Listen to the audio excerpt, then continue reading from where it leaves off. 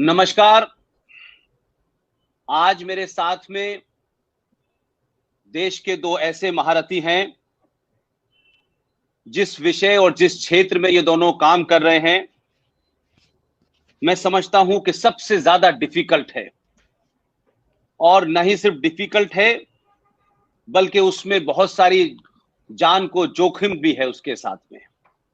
और मुझे बड़ी खुशी है इस बात की कि मेरी दावत पर आज ये दोनों महापुरुष मेरे साथ हैं।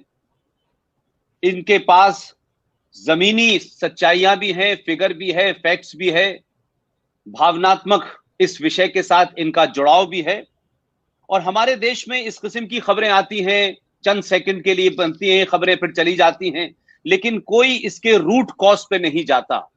मैं बात कर रहा हूं डॉक्टर ओमेंद्र रतनू साहब, जो पेशे से ईएनटी सर्जन हैं, जयपुर का जाना माना नाम है, आपका अपना हॉस्पिटल है और आप एक एनजीओ के कर्ता धर्ता भी हैं।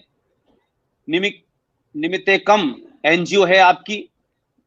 और सबसे बड़ी बात यह है कि आपके एक साथी हैं, आपका नाम है जय आहूजा साहब। आप इस एनजीओ के अध्यक्ष हैं और आपकी खास बात यह है कि लोग सुना है कि 2014 के बाद से हिंदू हितों की बात होने लगी, लेकिन जय आहूजा साहब के बारे में जब मैंने जाना तो मुझे पता चला कि ये अपने कॉलेज के जमाने भी हिंदू हितों को लेकर के बहुत, जिसे कह सकते हैं कि एग्रेसिव थे, बहुत एक्टिव थे। आप दोनों मेरे पेज पर आए और मेरी आप दोनों से सिर्फ एक ही विनती है कि ये एक ऐसा विषय है जिसके बारे में आम भारतीयों को बहुत कुछ पता नहीं है और ना ही उसके पास कोई ऑथेंटिक जानकारी है, क्योंकि कुछ सोशल मीडिया के माध्यम से कोई क्लिप आ गई, कोई घटना घट गई, कोई कभी कभी भारत के टेलीविजनों में खबर बन गई, इतना ही भर है।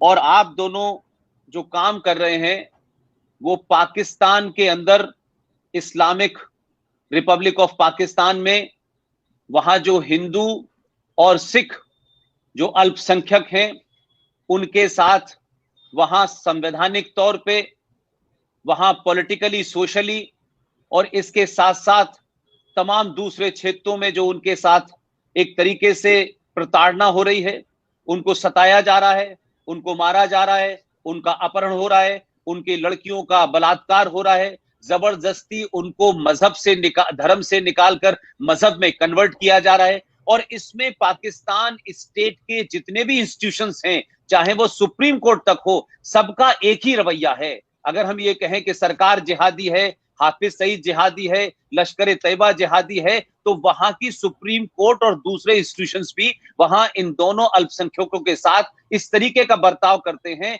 लगता है कि 1400 साल पुराना पत्थरों से मारने वाली परंपरा पाकिस्तान में आज भी देखने को मिलती है।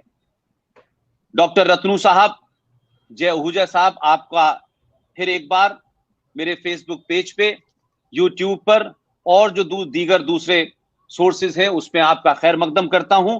और मैं खास तौर से जय साहब से ये सवाल पूछना चाहता हूं कि आहूजा साहब ये बताएं कि पाकिस्तान में हिंदू और सिखों का असल इशू क्या है, क्योंकि आपने इसको इतनी गहराई से समझा है कि कभी इसकी परसेंटेज को लेकर के डिबेट होती है तो परसेंटेज पे लोग उलझ जाते हैं कि जिस वक्त ये भारत पाकिस्तान बटा और लियाकत और नेहरू पैक्ट हुआ, उस वक्त पाकिस्तान में सही मानों में फैक्चुअली कितनी परसेंटेज थी और इशू तब ये कब से आया।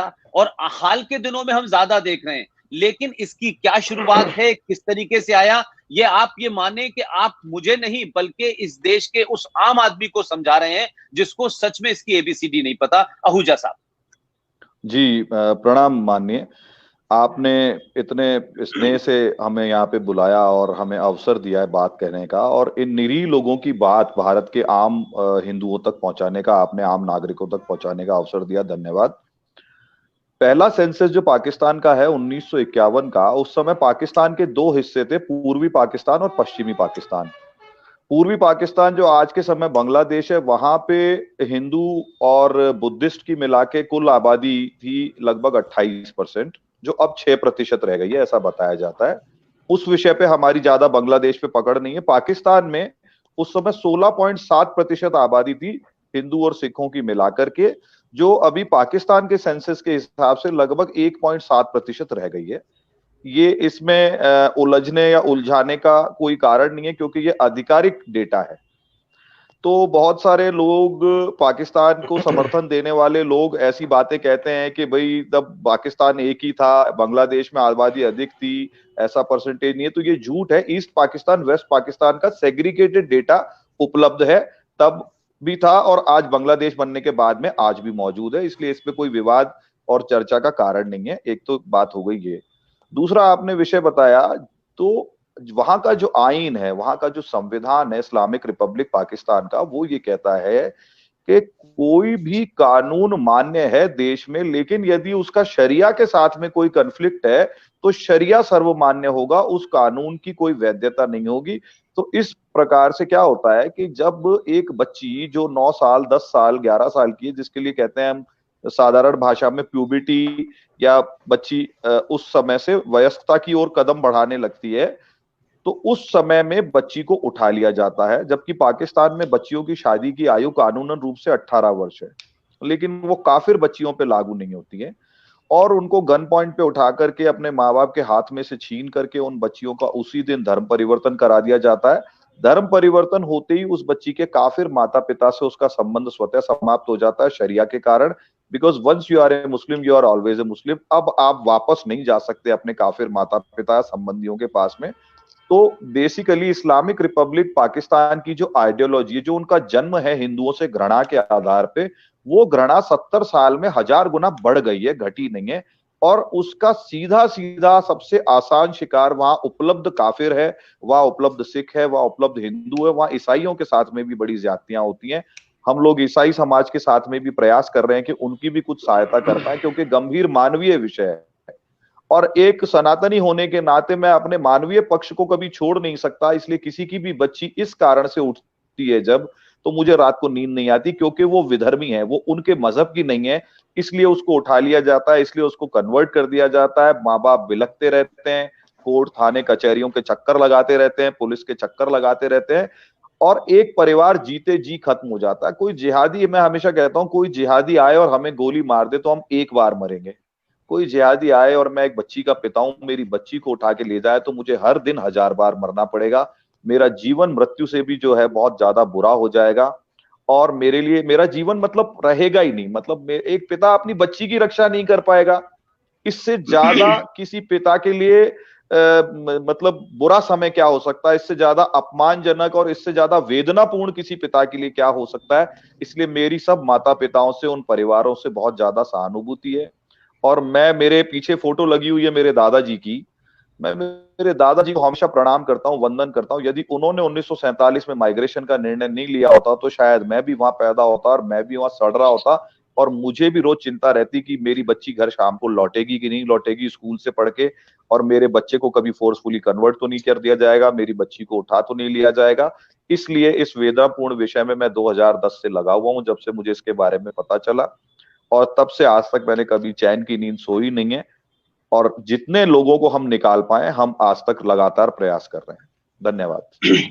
डॉक्टर रत्नू, मैं तो आपको, जय भाई से तो आज मुलाकात हुई है, आपको तो मैं बहुत समय से सुन रहा हूं, और ताज्जुब की बात यह है कि मेरे और आपके बीच का जो तारुफ की कड़ी है वो अमेरिका से जीडी बख्शी ने मुझसे कहा कि तुमको इनको मिलना है और ये बहुत बड़ा काम कर रहे हैं। तो मुझे पता चला कि उसके अलावा आप हलाल इकोनॉमी पे भी आप काफी कुछ काम कर रहे हैं, लेकिन ये जो काम है ये मैं समझता हूं कि राजस्थान में और खासतौर से एक प्रोफेशनल डॉक्टर को एक ऐसा विषय, जो मैं तो ये मानता हूं कि डॉक्टर की मानवीय संवेदनाएं बहुत होती हैं और वो डॉक्टर शायद तभी होता है, लेकिन पाकिस्तान का विषय खासतौर से, और वो भी एक बॉर्डर स्टेट में जिसमें बहुत सारे हम ये मानते हैं कि सारे स्लीपर सेल्स वगैरह बड़े एक्टिव रहते हैं। ऐसे में जब हिंदू और सिखों की प्रताड़ना की जो खबरें आती हैं, तो उन खबरों के साथ साथ आपका लंबा जुड़ाव, लेकिन ये जो हिंदू और सिखों का जो प्रोसिक्यूशन का जो तरीका है, इसका लेवल क्या है? इसका धन्यवाद पुष्पेंद्र जी, आपके साथ सत्संग करने का सौभाग्य मिल रहा है, ये मेरे लिए एक बहुत हर्ष का विषय है। आपसे हमेशा कुछ सीखने को मिलता है। तो ये विषय इतना घिनौना है और कोई शब्द नहीं है मेरे पास इसको डिस्क्राइब करने के लिए।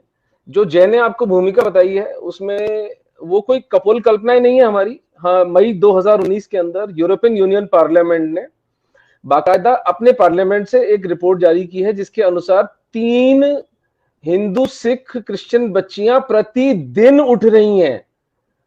यानी हम इन बच्चियों के श्राप से कैसे बचेंगे मुझे समझ में नहीं आता है। मुझे लोग कहते हैं यार उमेंद्र जी, जय जी आप इतना बड़ा काम कर रहे हो। मैं कहता हूं भैया तुम वो कहते हैं ना एक उर्दू में कि तुम शहर मोहब्बत कहते हो, हम जान बचाकर आए हैं। ये बच्चियां उठ रही हैं 3 इस 21st सेंचुरी में 24/7 टेलीविजन के युग में। हम थीम पार्टियां कर रहे हैं, हम यहाँ पर बॉलीवुड और क्रिकेट में सट्टे लगा रहे हैं। तो उस इशू को आगे बढ़ाते हुए कि इकोनॉमिक स्ट्रैंगुलेशन हिंदुओं सरदारों का बहुत जबरदस्त होता है वहां पर। यानी जो भी पाकिस्तान से हिंदू आता है वो हमें बताता है कि उसे वहां पर डुअल आइडेंटिटी के साथ रहना पड़ता है। वो अगर मुस्लिम नाम के साथ में समाज में जाएगा तो जैसे अजायब घर में कोई व्यक्ति किसी को देखने आता है वैसे लोग घेर लेंगे उसको, अरे यार देखो हिंदू ऐसा होता है, देखो हिंदू ऐसा होता है। तो वो बेचारा अपना नाम विनोद नाम है तो फिर वो सलीम नाम से अपना बिजनेस करेगा या वो अपना उठना बैठना करेगा। जो 50-60 लाख हिंदू वहां पर रह रहे हैं उनमें लगभग 10 लाख हिंदू बहुत धनी हिंदू हैं जिनके पास बहुत धन है, वो दाल चीनी वगैरह का व्यापार करते हैं। उनके पास जमीनें, क्योंकि पाकिस्तान में जमींदारी सिस्टम कभी खत्म नहीं हुआ, तो जो बड़े रजवाड़े हैं, राजपूत चारण, बड़े ठाकुर जो उनके पास जमीनें हैं, बहुत हजारों एकड़ जमीनें हैं। लेकिन उनकी हर माह की फिरौती बंधी हुई है। अगर उनको जीवित रहना है, अगर उनकी बच्ची को सुरक्षित रखना है तो उन्हें पैसा देना पड़ेगा। तो अब एक समाज जहां पर आपका हिंदू होना ही आपके लिए एक बर्डन है इस कॉम्पिटिटिव वर्ल्ड के अंदर। इतना जब ये वर्ल्ड कॉम्पिटिटिव है, हमें अपनी रोजी रोटी के लिए हमें स्ट्रगल करना पड़ता है, हम संपन्नता के लिए हमें स्ट्रगल करना पड़ता है, फिर संपन्नता के भी अलग अलग तल होते हैं। यहां तो एक हिंदू होना ही अपने आप में एक श्राप है। वो सबसे पहले तो वहीं बैकवर्ड हो गया वो। उसके बाद उसकी बच्ची का उठना, उसकी गर्दन कटने का कभी भी डर, और फाइनली ब्लास्फेमी लॉ, जिसमें कि यदि किसी के साथ कोई बिजनेस का कोई कॉन्फ्लिक्ट जाता है किसी लोकल मुसलमान के साथ किसी हिंदू का, तो वो सीधा सीधा वहां लगा देगा इसने तो कुरान की बेइज्जती करी है, इसने तो हमारे नबी की बेइज्जती करी है। तो वो एक विषय है जिसके ऊपर पूरी दुनिया इस समाज को प्रताड़ित मतलब इसको डांट रही है, समझा रही है कि भाई ये इस तरह के लॉज आधुनिक युग में नहीं बनते हैं। लेकिन नहीं, एक बिल्कुल जिसे कहते हैं ऑडेशियस, बिल्कुल नकटा समाज जिसे कह सकते हैं हम, कि इनको कोई फर्क नहीं पड़ता दुनिया की क्या ओपिनियन है। हिंदू सिख इनके लिए भाईचारे में सिर्फ चारा है, ये भाई भाई हैं। और जहां तक रही डेमोग्राफी की बात, उस पर अंतिम बात कर दूं कि मुझे नहीं पता कितने आंकड़े हैं, कितने हिंदू बचे हैं वहां पर, लेकिन मैं इतना जानता हूं कि पिछले 5 साल में जब से हमने निमित्त एकम को शुरू किया है, तब से अकेले निमित्त एकम ने 10,000 हिंदू और सिख वहां से निकाले हैं। अब ये कहां से निकल के आ रहे हैं वो गिनती है, आप मेरे पास आकर के जोधपुर में और जयपुर में इन सबके रिकॉर्ड्स हैं, ये FRR ऑफिस में, और जो भी हमारा यहाँ पर जो इंटेलिजेंस ब्यूरो है वहां पर आते ही इनको पासपोर्ट से आकर के अपना रेफ्यूजी स्टेटस लेना पड़ता है। ये डेटा को मैं फर्ज कर नहीं सकता, ये तो इंडियन गवर्नमेंट ऑफ इंडिया का डेटा है। 10,000 हिंदू तो सिर्फ हमने निकाले हैं। तो ये कहां से आ रहे हैं, कोई इनसे पूछे।